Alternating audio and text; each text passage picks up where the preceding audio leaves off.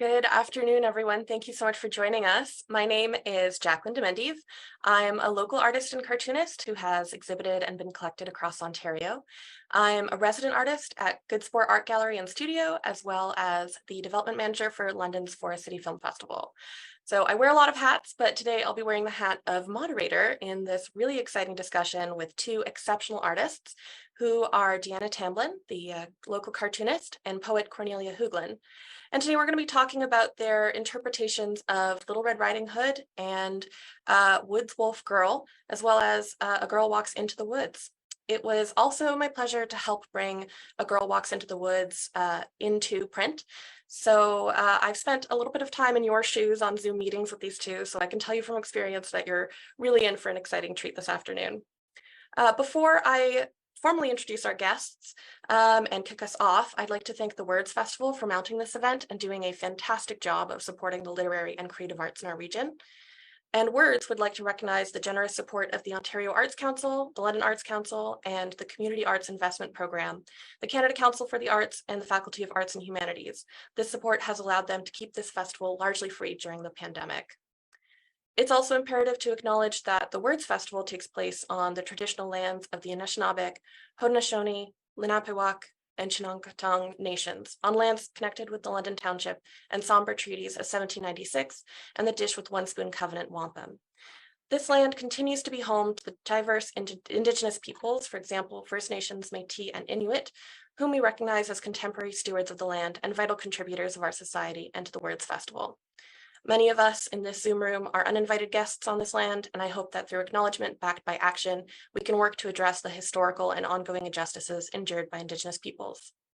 Cornelia today is joining us from quite a distance, so she has opted to make her own acknowledgement. Cornelia, would you like to take the stage? Oh, you're on mute. Thanks, Jacqueline.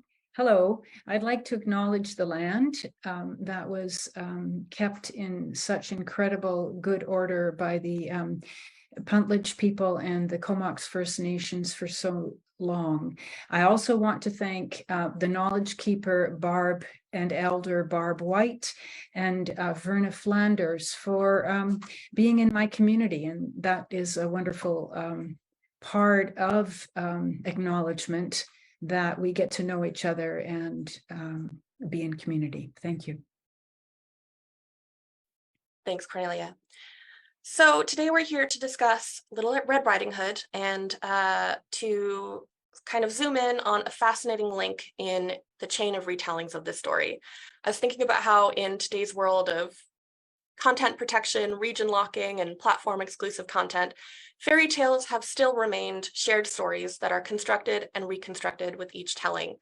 They cross languages, borders, cultures, and mediums, and each retelling kind of tells us something about ourselves in a way that I think is as magical and grand as the contents of those stories themselves. So the poetry book, Woods Wolf Girl, is the creation of Cornelia Hoogland. She has been the author of poetry collections, which have been published around the world. In her career, she's studied and written versions of the Little Red Riding Hood in multiple genres. Her work has received national awards and recognitions. Among them are multiple shortlistings for CBC Poetry and Literary Awards. And she's also the founder and former artistic director of Antler River Poetry. She also shares her practice through teaching at institutions such as Western University. And Woods Wolf Girl was published in 2011 by Woolsack and Wynne. This text, yes, I've got my copy right here. Deanna's just showing me hers. So the text in 2022 was transformed into a comic titled A Girl Walks into the Woods through the imagination of cartoonist Diana Tamblyn. She is an award-winning artist and graphic novelist who has been writing and drawing comics for over 20 years. Her work has been exhibited internationally and has been nominated for both Ignatz and Schuster Awards. She's the founder of the Ting Comic and Graphic Arts Festival and has previously curated the show Words and Pictures, Cartoonist from Southwestern Ontario for Museum London. So if you haven't picked up your copy of either of these iterations, which look like this, you're going to have a chance to experience the text in a really interesting and interactive way that has been prepared by Diana and Cornelia. So go ahead. All right, so I'm going to be sharing my screen today, so bear with me, everybody. So I've got multiple screens on the go here. Now, are we on the right screen? Yep, Okay, we are. all right. A Girl Walks into the Woods by Tamblyn and Hoogland.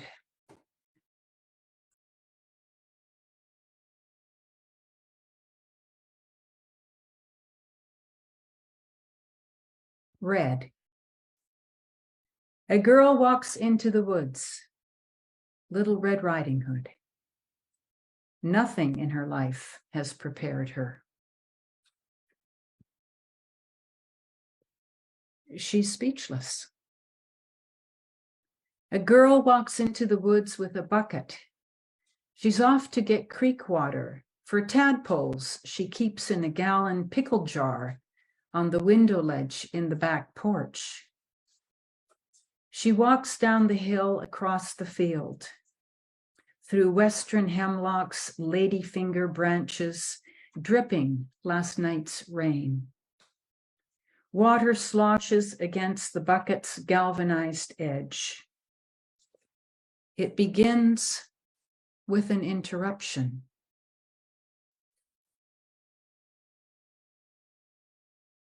This was different. He asked my name. I told him. He smiled. I smiled back. Why wouldn't I? He turned, bent over, and looked at something. Trilliums, I think. Look at this trout lily. It's pushed through winter's leaf mat. Leaf mat? Nobody talked like that. Smells sweet, like spring. Here, take it. I have to go. What's your hurry? Don't be such a schoolgirl. Of course I was a schoolgirl.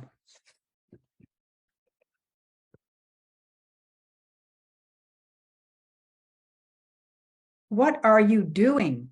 Smoking's not allowed in the forest. Look, Red. Look where you are, where we are. He showed me plants like tiny drink umbrellas in Shirley temples, folded under my feet, beneath my hands. I could feel my wrist pulsing. Nobody ever looked at me in a way that made me feel the look, said my name like it mattered.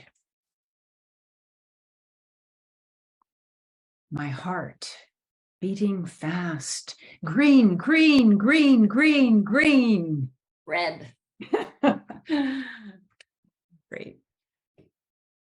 Oh, what a fantastic! I spent a lot of time looking at the comic, but that was my first time hearing it with Cornelia. Your rhythm and delivery, it's just lighting up parts of my brain. So before we kind of dive into the comic, I wanted to ask some questions about the text. I understand that you've been working with the Little Red Riding Hood as a subject matter for 20 plus years. What initially attracted you to that story? Well, I was initially attracted as a child, reading the story for myself. Here was a girl, brave. She had the most beautiful red cape imaginable, and she was walking through the woods. They're huge attraction. And wolves. What's not to be scared about wolves? Yeah, it's thrilling, and color certainly is such a strong like attractant to stories.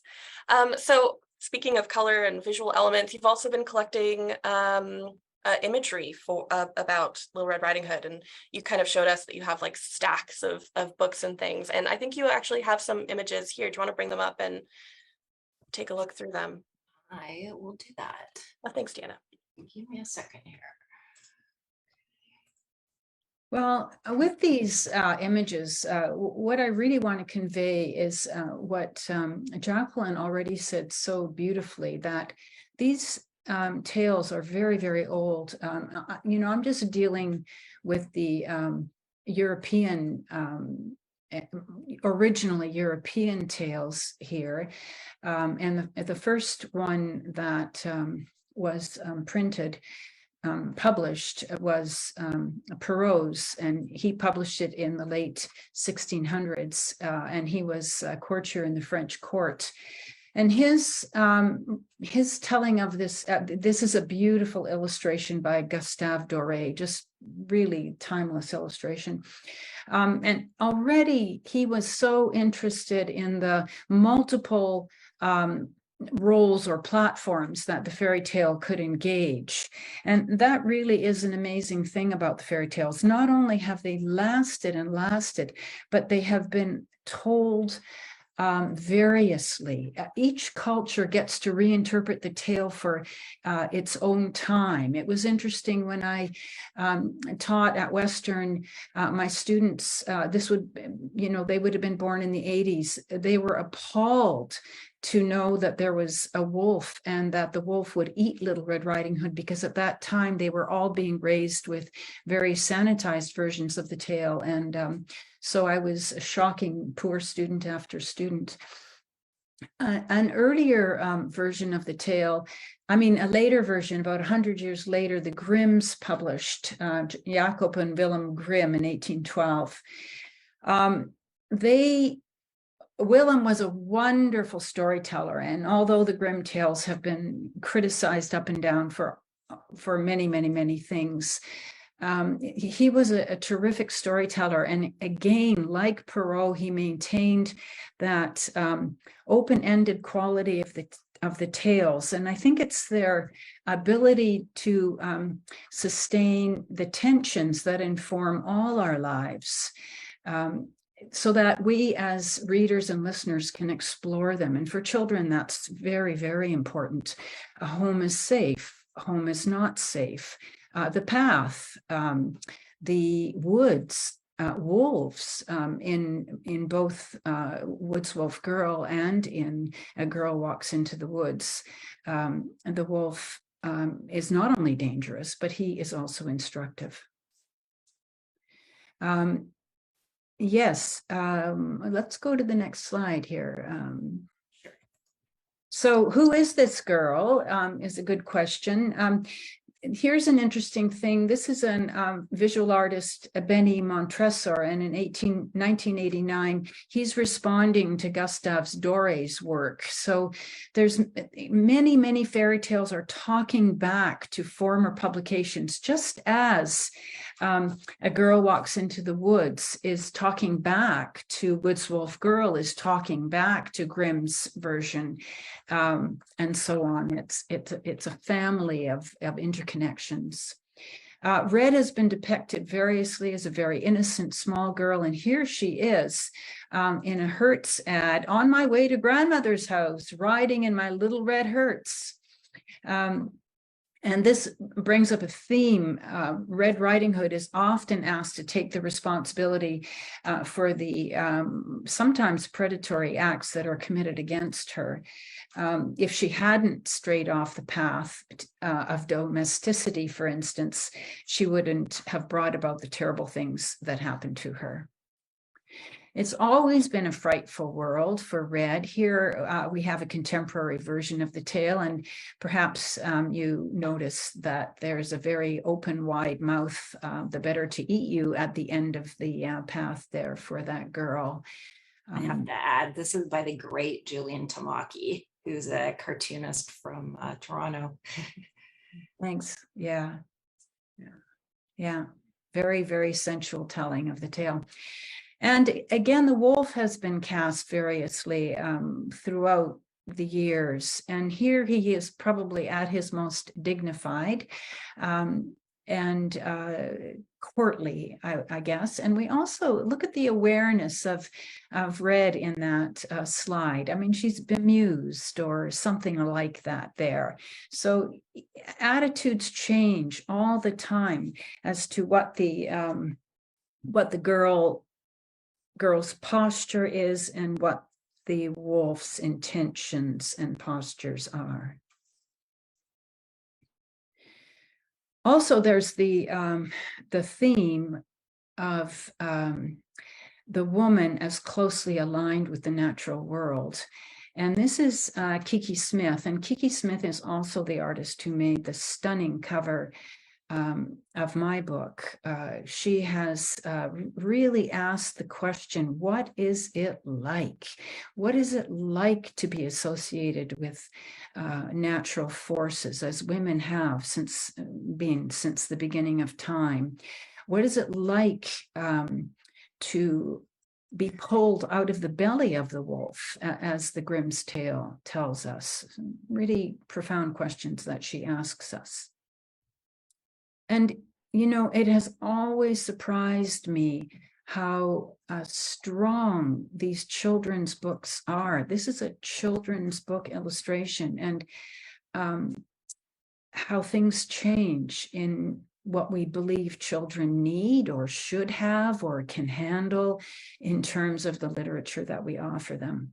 It greatly varies from my students who who were shocked to hear the wolf ate Little Red Riding Hood, to something like this. Very, very strong. Quite frightening. Yeah. Yeah. And this is actually Jacques Cousteau, his film version. And here again is the blending of the natural world with the human. You know, we have done that throughout time. We've always found an intercessor or a meeting place where two different elements can coexist. You know, angels are the spiritual and the human, and heavens, we're talking about southwestern Ontario, the Jolly Green Giant with the little pea man. What is that? That little is also half human, half vegetative. So, yeah. Oh, look, she's 17 now. That's Maya. She's walking through the woods on Hornby. Cornelia's granddaughter. How did she get in there? Yeah. And again, you know, who or what is the wolf? The wolf has, again, I go back to my students for whom the wolf was the nuclear power plant just outside of Toronto, or pollution. And this wonderful version of a picture book is Inner City. Very scary. The city can be as scary as any woods. As a matter of fact, not that many children have access to woods these days. So a lot of different locations for these tales. Deanna chose this one. What do you like about this one, Deanna? Well, frankly, the Little Red Riding Hood is usually depicted as a white girl. And it's interesting to see her depicted as in a different race, and what can be isolating and lonely in the woods or a city. Here's, you can be isolated and lonely in your own home. Nice. And here we have the wonderful illustrator Anthony Brown, and he is illustrating, oh, grandmother, what big eyes you have. I just love his work so much. Yeah. And then, of course, there's the ears. And yeah, here again is Benny Mantresser is responding to Gustave Doré. So this is the original in the late 1600s, and this is a contemporary version. And I really like the playfulness that's suggested there, that we can borrow from the past. Yeah, this is an art gallery setting. We've got all versions of the wolf there. And Deanna, do you have anything to add to this one?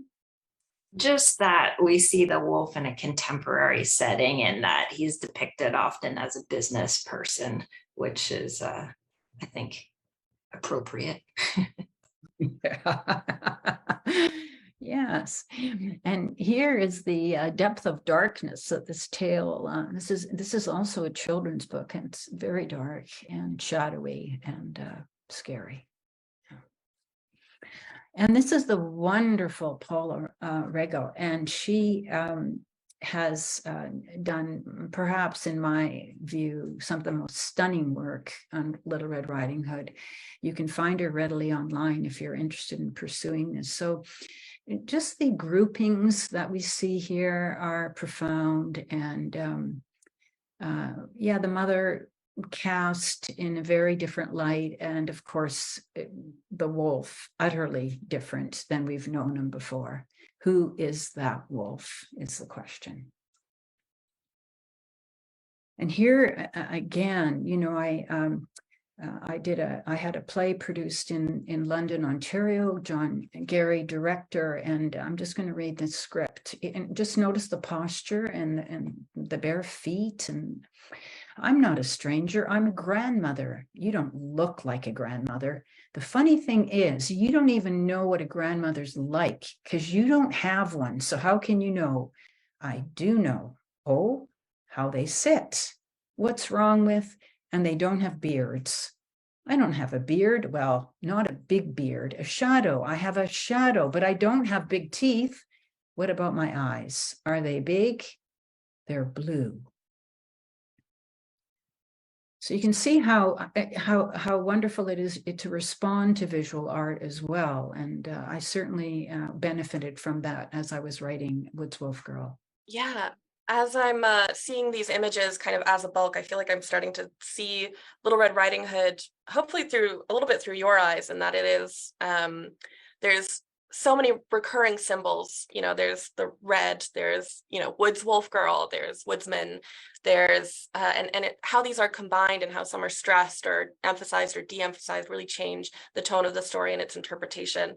I wanted to ask you a question about Woods Wolf Girl. Oh, and speaking of questions, for our participants, we will be opening up the floor to participant questions at the end of the session. So start thinking of them, keeping them in mind, or if they come up, feel free to pop them in the chat and we'll get to them at the end, or pop them in the Q&A function, which is at the bottom of your screen. We'll get to them at the end. So you said really wonderfully that each version of Little Red Riding Hood is kind of speaking to, in conversation with the past version. And what is Woods Wolf Girl specifically saying to the versions like Perrault and Grimm that we're more familiar with? First of all, there's a mother, and the mother has a major role. And I know that Diana responded very strongly to that too. So that was one thing. And the second thing is that my education in drama, my dramatic constructs really led the way. These were conversations that were being had and people were talking back and forth. And there's also a backstory to them. And also I wanted to really pay attention to the often unnoticed or passed by small details of the tale, such as the wolf saying, hey, don't be such a schoolgirl. Notice where you are, where we are. So what's that about? So these are the kinds of things that I explored. I love this. Diana and I later explored together again in a whole new way, which was, you know, so refreshing. Yeah, well, let's get into that. Deanna, you have a great story about how Woods Wolf Girl fell into your lap as a text. Yeah, so we realized in talking about how this came together, Cornelia and I have a different remembering of events, which is funny. But the main thing is, I am not super knowledgeable about poetry. I've always found it maybe a bit intimidating and not sure where to start or how to get into it.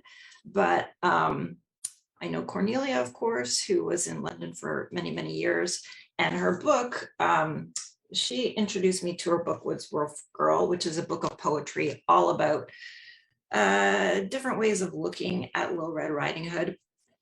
And I bought it after talking to her, and then it sat on my bedside table for a good year. Well, I've got about kind of a stack of books this big forever beside my table. But then when I finally read it, I found it was a revelation, and it really had a huge impact on me. And it was very visual.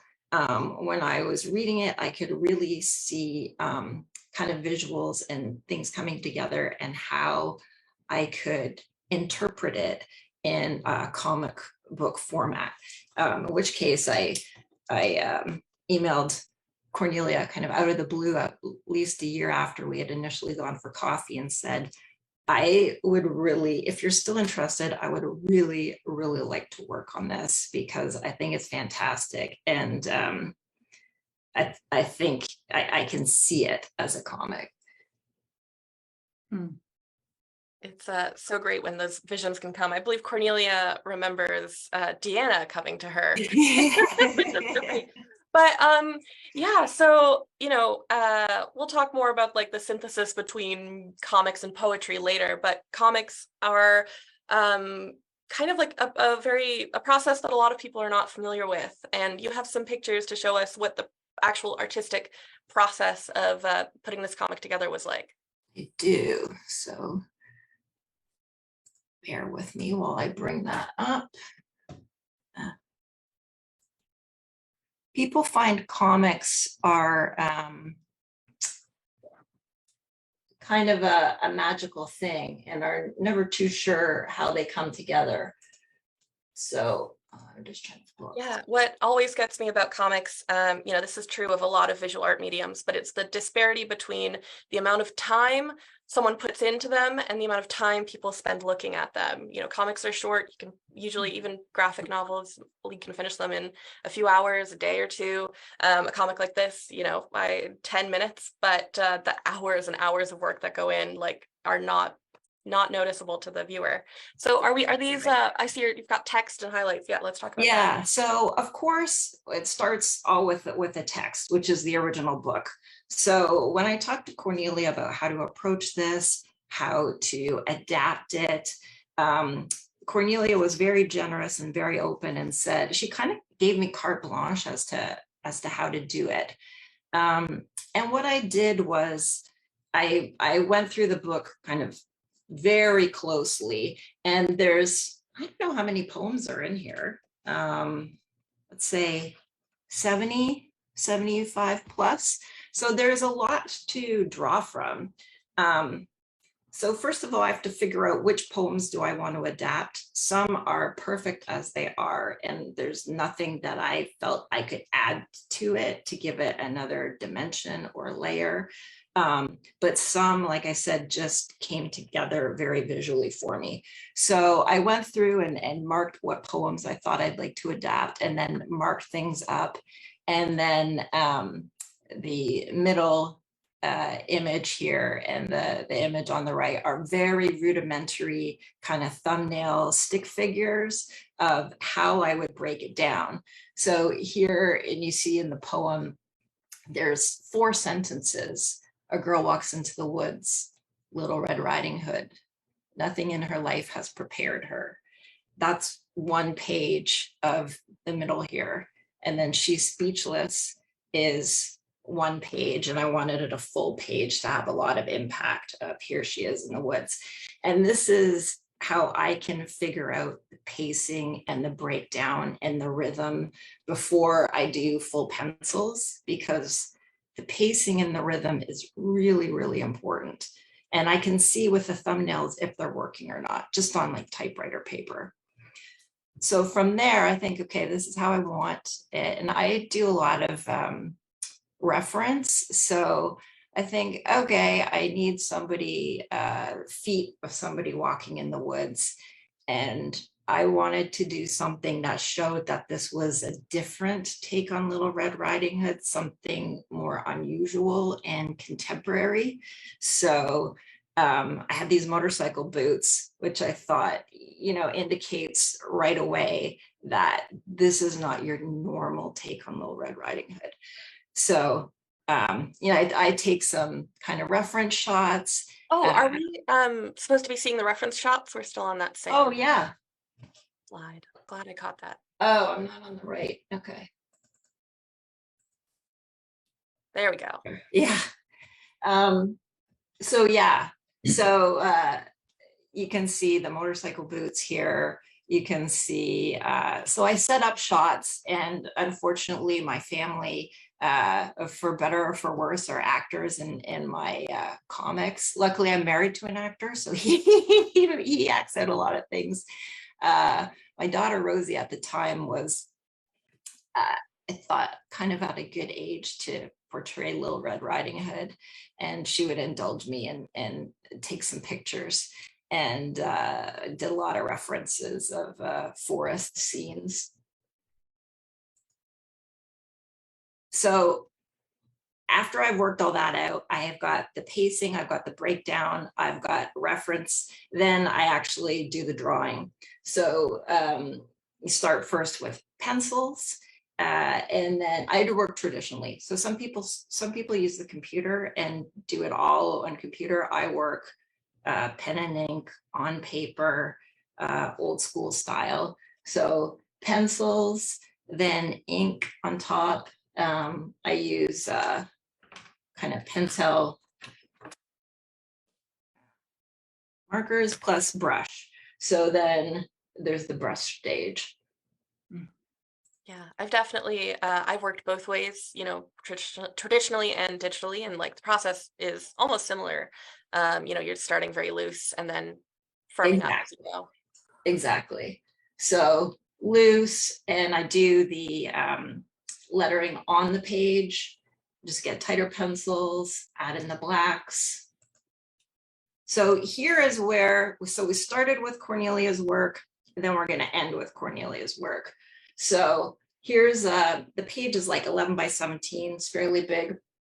I would take pictures of it, of the pages, send them to Cornelia, and then because Cornelia was in British Columbia at the time, she would email me back with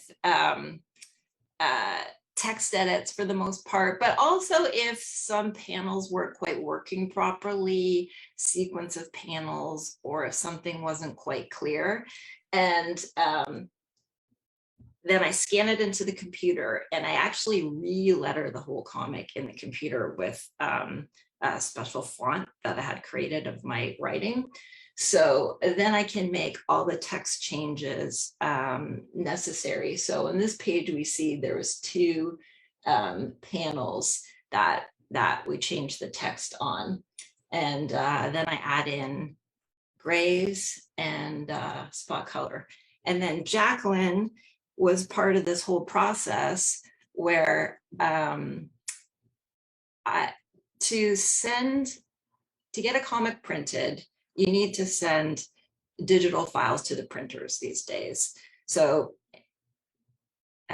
in the 80s, you would actually physically FedEx your artwork to Marvel Comics or Drawing Quarterly or what have you, and they would paste it up, color it, do the production. These days, artists mostly do the production themselves. So you need to be really savvy with the computer and with your files. And Jacqueline is really savvy. And she asked me one time if I needed any help. And it was at the certain point in the project where I did need some help. And I am not the savviest or as quick as doing production files as Jacqueline. And you really helped Jacqueline in making the printed comic as nice looking an object as possible. So we tested out different red colors. We sourced different printers. We did proofs. We were looking in the parking lot one day of, look at this red and look at this red, and which one do we like better? And then it's Jacqueline actually layered a very kind of warm yellowish tone to the page, so it would give it a bit of a story book quality. So it wasn't a white, but gave it a warmth. And so then the whole thing comes together. You send it to the printers for the final files, but it's a very involved process, and it's very laborious.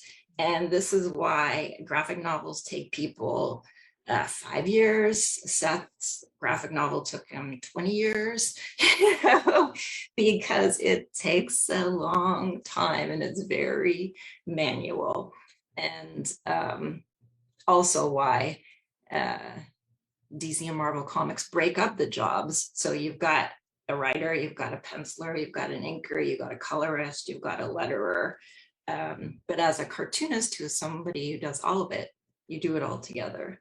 Yeah. That's Yeah. one person. And, you know, I was so happy to be able to take some of the load of digitizing off, because it's a separate project almost from the comics, because when you photocopy a work, for example, like that's also an interpretation of the work. That's a camera Exactly. literally interpreting your work. So you're making decisions about what the original artwork was supposed to convey. And to give people a sense of scale, like if you pick up one of the books, it's about this big, but Diana's originals are, you know, Yeah. 11 by 17, huge. And like you put so much time into those originals. Can we actually open up? Oh, you have them right there. Oh my God, they're stunning. Mhm, mhm, They're just gorgeous. I hope, mhm, yeah. mhm. To take some more time with the art, just a few more minutes, can we open up the comic? I just wanted to Oh, ask yeah. some questions about some of the visual elements. So give me a second while I deal with Um, my. Yeah, I'll tell a fun story in the meantime. Like this comic uses limited colors to help tell the story. To help communicate with the printer, I wanted to choose like kind of a copyrighted registered color, because the printer you know, will be able to find the exact one. We'll all be talking the same language. And I think the red that we chose had this like really poetic name. It was like Scarlet Heart or something. We were like, that was the one.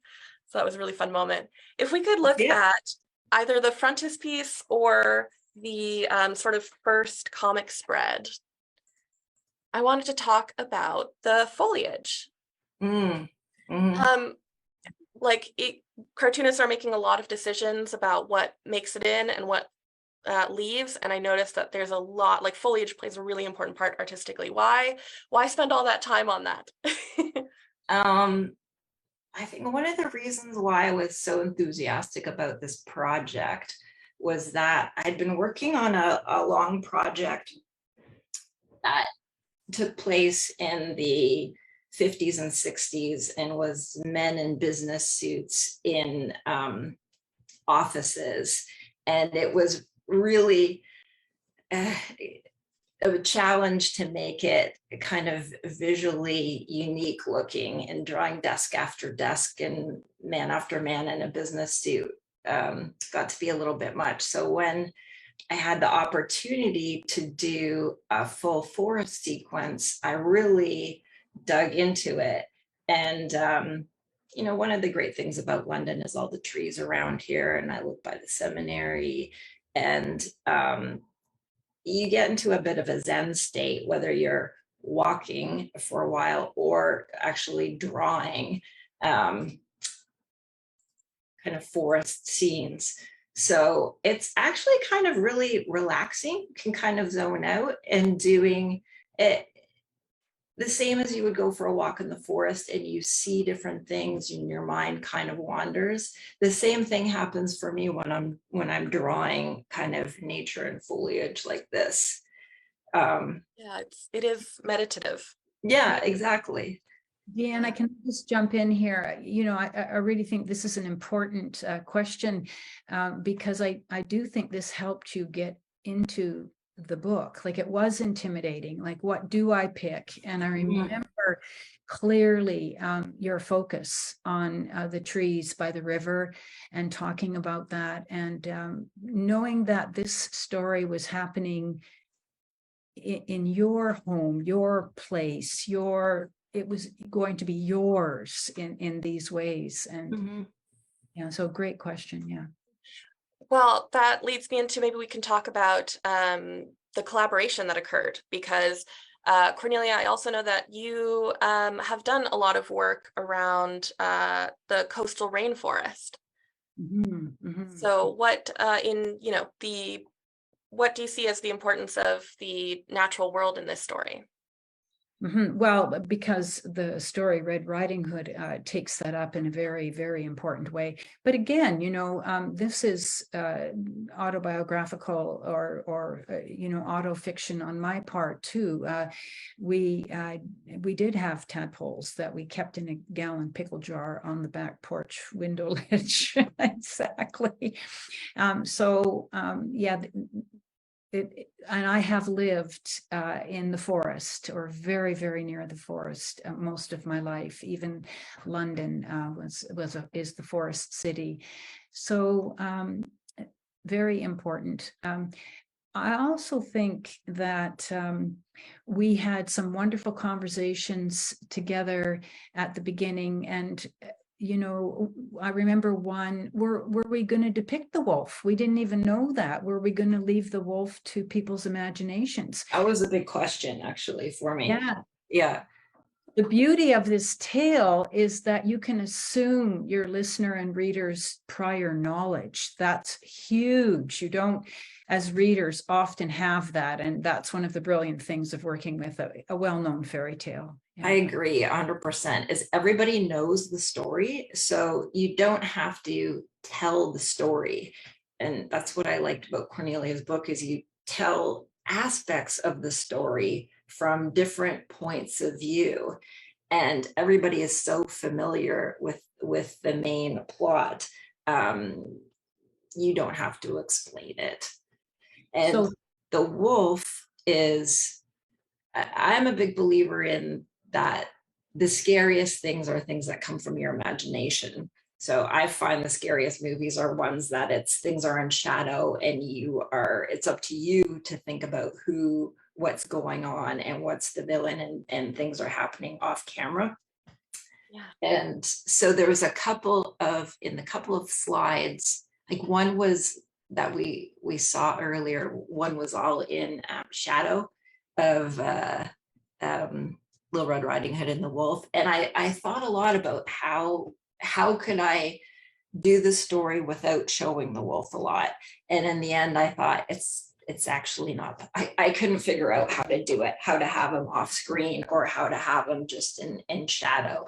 So I hadn't seen the images that Cornelia had shown before, but I did decide to depict him in a business suit as a businessman. Yeah. And if you flip the page one more time, I liked what you were saying about the scariest things are in our imaginations. And I think the blacks that are commonly used in comics or in cartooning, like they allow you to fill in the blanks with your imagination. So I love how I love the way the wolf just kind of blends into the background in some of these panels. I think it really adds to the story.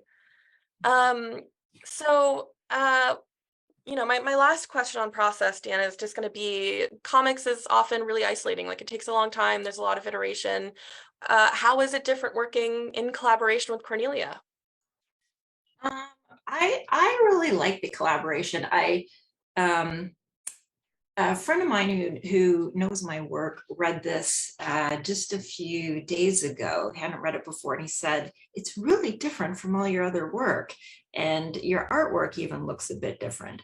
And I think that's what comes out of collaboration is, first of all, you're not all by yourself.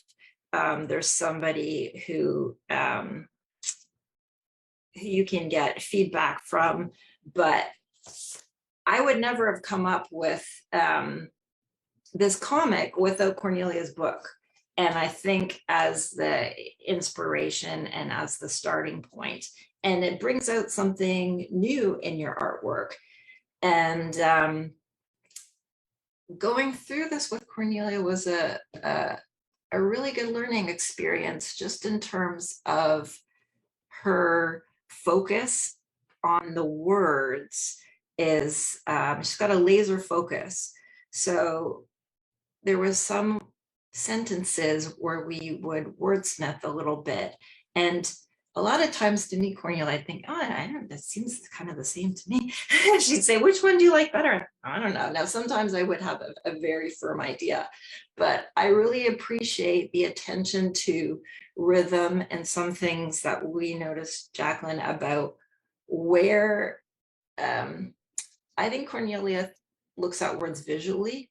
So where do you have breaks in the sentence structure? That's something I never thought of before. So here you have a full sentence. I would just write it as it was, but should vary set ideas and okay, this is going to end at feet, and then beneath is going to be on the next line. And I really like that way of thinking about things, and it's something I'll take with me on future projects. Yeah, that's certainly something I took away from hearing you two talk is like, or Cornelia, is, in poetry we have enjambment, and in comics we are making decisions about where the lines break. So borrowing the language of both to make it better is fantastic. And Cornelia, one thing that carries between the comics and the poetry book are these sort of pages of green, green, green, green, green, red. I loved hearing you read that out loud because there's also a rhythm to it. But how much are you thinking visually when you're constructing a poem? Oh, you're on mute. Certainly, the things that Diana just said are important. The line breaks are important, and here, this is really what you would call concrete poetry, and this was incredibly fun. It's like Find Nemo, or something like that. Find the red in all the green. I think another really wonderful thing is that in my in Woods Wolf Girl, the girl changes. I mean, not only does she change because she's both cast as a young girl and as an adult. So there's a real shift in who she is there. And I really benefited from what Diana, her impulse was to write this in chapters. And so we were able to see different points of view of this story as presented in chapters. That was incredibly refreshing. I don't think it's ever been done before. And so here you go. On one hand, this is a completely new telling of the tale. I mean, look at that heart. It is amazing. It's amazing. And it's what Diana saw in the poetry that spoke to her. And it's so different when it's presented visually. I mean, you just said that I think visually, and I do, but when you actually have the illustration in front of you. Can I take 60 more seconds to say one more thing? Yeah. Yeah. Diana does something in this book that is still kind of shocking to me. The immigrant mother in my book is cheerful. And so her hands are doing all the work of cheerfulness. And so I elaborate this quite a bit. And Diana bravely decided to depict that in a graphic. There we go, the hands. And I think that is probably the most mysterious part of this book. Well, wouldn't you know it, I was just going through my slides, and we probably can't pull it up again, but in that slide deck, there is one image of a young girl without her hands, the same as this cartoon. And so it's just, again, the continuity of this story. It just doesn't stop. And I loved that. That's funny that you said it was a happy part. I thought I read it so much differently. Obviously, I thought, oh, it's all the drudgery of doing all the things around your house with your hands and all this work. And it seemed like a really scary kind of imagery to me. This little kid came up and bought this comic from me, and he said, this looks like it's scary. Is it going to be scary? And I said, well, a little bit. He said, good, because that's what I like.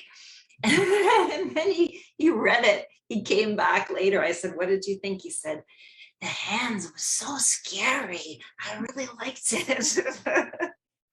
Well, Diana, you are right. The hands are the drudgery of cheerfulness as drudgery. There you go. I was going to ask about this scene because it's, in both the poetry book and the comic book, like both gut punching, and it's fascinating to see the nuance between your different interpretations. Wasn't there, I think there was another page that you two had, or another scene that you two had kind of interpreted differently. Was it the construction one, or was it kind of the one with the music? Both. Both. Well, let's talk about it. Do you want to flip to perhaps the Let's do the Canadian one. Do you just Yeah. pass it? Yeah, that's an interesting one. Yeah. Here, so where did you two differ on this? This one we didn't. I think Jacqueline's looking for where we had a contrast of things. okay. So there was only a couple occasions. Mostly Cornelia was liked everything. She's like, oh, that's good, and had helpful hints, and or really some important feedback on pacing. But this page is a scene of a girl in a boy's bedroom. They're listening to music together. This is one of Cornelia's poems, and he's kind of coming on to her, and she's trying to, I think, politely extract herself from the situation. And when I read it, it was something that seemed very familiar to me. It seemed like something that, some kind of version of this I've experienced 10 times, a dozen times, more than that in my life. And it seems, I wanted to draw it as kind of mundane, like nothing. I think Cornelia said there's no conflict. I thought, well, no, but there's so much inside the teenager's mind, the girl. There's, I think, a lot of conflict of what's happening. Am I interpreting his responses right? I don't feel comfortable. I don't feel safe. But why don't I? He's not doing anything. He's just talking. But I think I need to leave. And it's things like that can stay with you your whole life. So I wanted to draw it in a really mundane way, but the conflict, I think, has to come from people's experience. I think as women, unfortunately, we've experienced this kind of scene worse over and over and over again. And so, you can recognize it in your head, and how much is going on in your head, even afterwards. Like, was I crazy? Was I rude? Did I handle that right? I don't know what happened. So there was so our conversations were, is there enough conflict? Do people know what's going on? And yeah, we had conversations with that. Yeah, I'm very happy with what we have here, by the way. yeah. No, these like these, highly gendered experiences are so prevalent in both versions, and it is really interesting to see to see this visually in the comics, because you can, with the extra visual storytelling, there's a new layer of story. So I wanted to point out for people in the audience, like, obviously this is an updated take. So this is not this is red, obviously, and she's wearing a hoodie, so which is the updated version of her cloak, right? And I like how Cornelia presents red in these different kind of scenes. She has one scene, I wish I got the chance to illustrate, where she's in the grocery store, and the wolf is in front of her in the grocery store buying some groceries, and he used to be her professor, and he's fallen on hard times. That's the Value Mart on Wortley Road, for those of you in London, Ontario. And she looks at what's in his cart, and it's just kind of a sad bachelor's selection of the produce. And it's something we kind of see of somebody who was hugely present in our lives, and then we see them in this mundane situation, and it's like, wow, they were so powerful in my life, but now here they are, and they can't cook a meal for themselves. But I really like these kind of modern kind of juxtapositions of some of the characters of the story. Yeah, I had another question for you, Cornelia, kind of like about that modern essence of the tale. You'd said something about on our last call about how like this is a Canadian tale. And why is that? Mhm. Uh, I was in the Alps in Europe, and do you know that there are no wolves in Europe? Well, there's one in Italy, but that was a few years ago, so that's a sad joke. But there are no wolves in the Alps, and goodness sake, we have wolves. We have wildness. This is the most Canadian story you can possibly have. You can't like this is Harry Potter for Canadians. Sorry, it's an important Canadian story, and so I have had the privilege of hiking in Algonquin with my friend Julie Berry, and that little strip comes from our experiences, where the whole experience seemed like a stage scrim or a stage set, and I just had some fun with it, and Deanna took it over and had fun with it in her way. It was wonderful.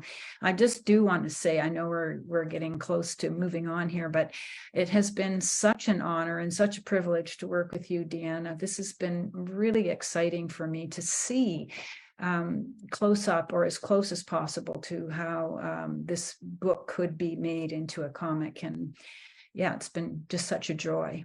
Oh, I'm so happy. And I mean, having your words as a base, um, just there's so much richness to it. And the same to Cornelia, like there's, 75 plus poems in here, and I could spend the rest of my life illustrating the rest of the book.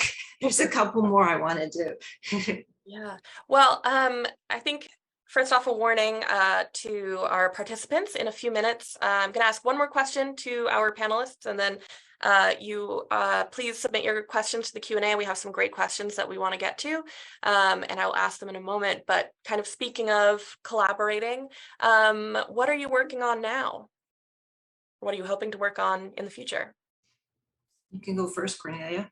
Okay, well, there's a mother in this tale. There has been a mother in all of my books. I really do believe that my mother is my main writing topic. So I carry on from this immigrant mother in Woods Wolf Girl, and I'm writing my first novel. I think it's a novel. It might be a memoir, and it might be autofiction. But it is reading like a novel, and it's called Come Hell or High Water, and it's based on my mother's life. Wow, so excited to see that. How about you, Deanna? Sounds great. I'm working on a few different things. Right now, it's funny, it's hard to get away from. I enjoyed doing the forest scenes so much. I'm doing just some like personal landscape drawings for myself right now, but I've got one project that I hope to start on soon that I can't reveal too much about, but it will be another collaboration on kind of an adult picture book. And I just mean, when I say adult, I mean not aimed for children, but in the style of a picture book. Oh, that's also really exciting. And I like to hear that you're kind of officially away from the men in business suits.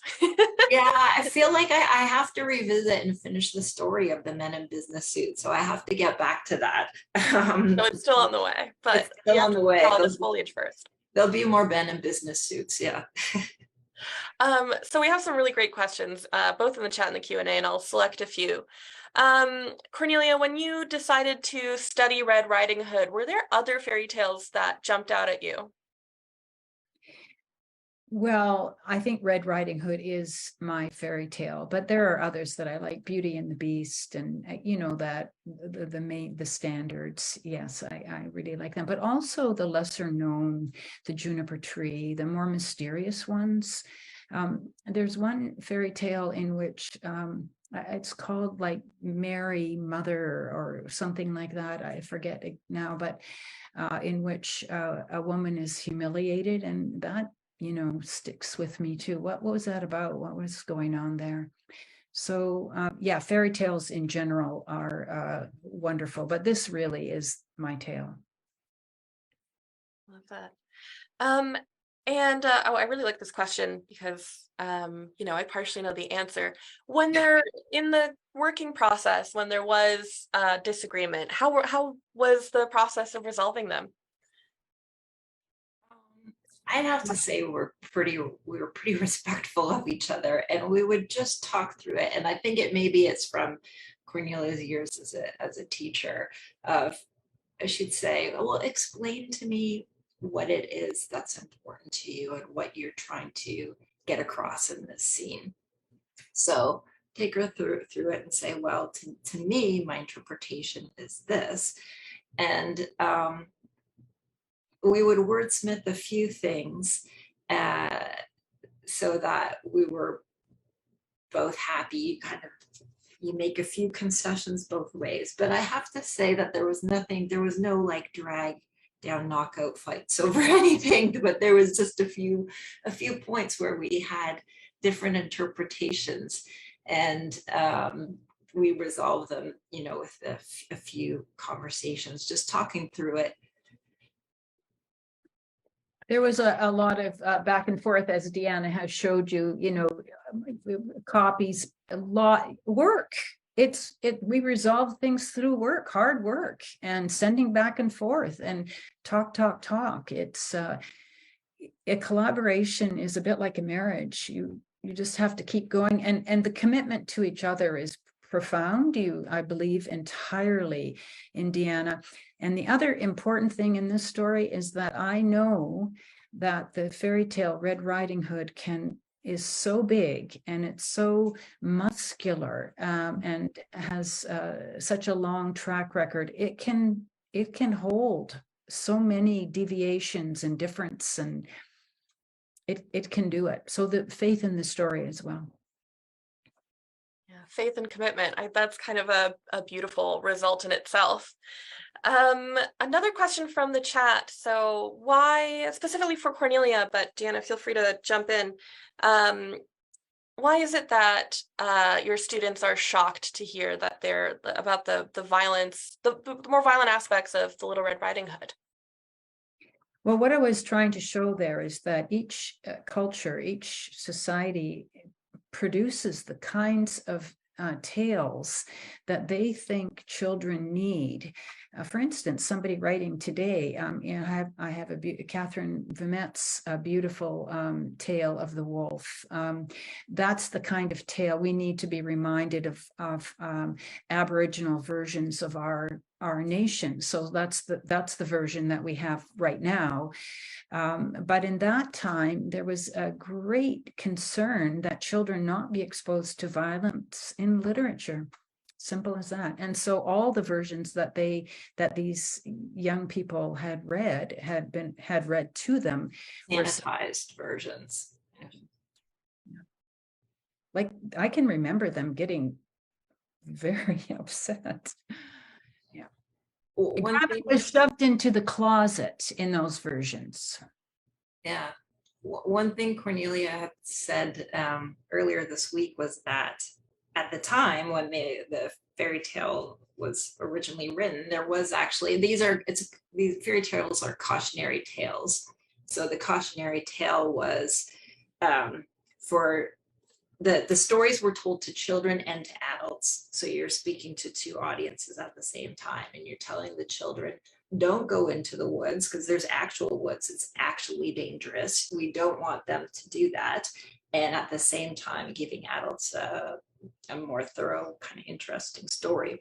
But the woods and not deviating from the path and having actual wolves and wildlife was a thing that you had to warn children about. Whereas today, something different.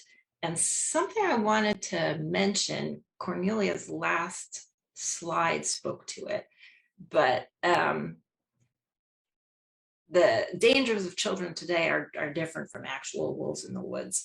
And something that was ever present on my mind that's in the story is obviously violence against women and sexual assault.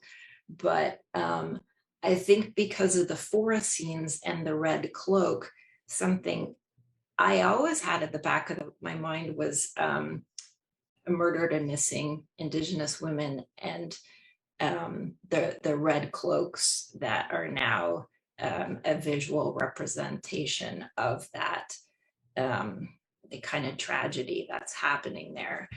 And to me, that's kind of the cautionary tale of what are we as society going to do about that? And that's the real danger. Yeah. You know, I think I'd spoken on a previous call with you two about how I think fairy tales are evidence that storytelling is it's a survival tool, and how important it is to update these stories as our, you know, as our circumstances change and as our worlds change. So with that, I wanted to say the biggest thank you to both of you, of course, but also to our chat. I've seen so many fantastic conversations and supportive comments. So thank you so much for coming out. Hope you enjoyed it. There were a lot of questions about where to get these two wonderful books. I'll refresh your memory on what the covers look like.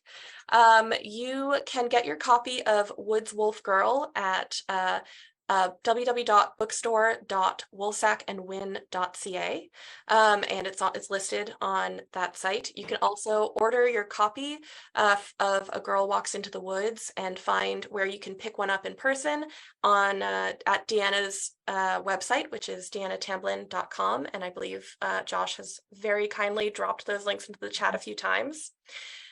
You can also connect with both. You can find out more about both these artists on the Words website. As hopefully poetry fans on this session, I encourage you to come out to Words Fest's next event, which is on November 26th at 7 p.m. It's a chapbook launch in partnership with the Brown and Dixon Bookstore, featuring launches from Robin Marie Butt, Lana Crossman, and Blair Trewartha. And I hope to see you there. But until then, thank you two once again for the fantastic conversation. And thank you to our audience for coming to sort of walk through the woods with us. Thanks so much. Thanks to you, Jacqueline, and to Words. Very much.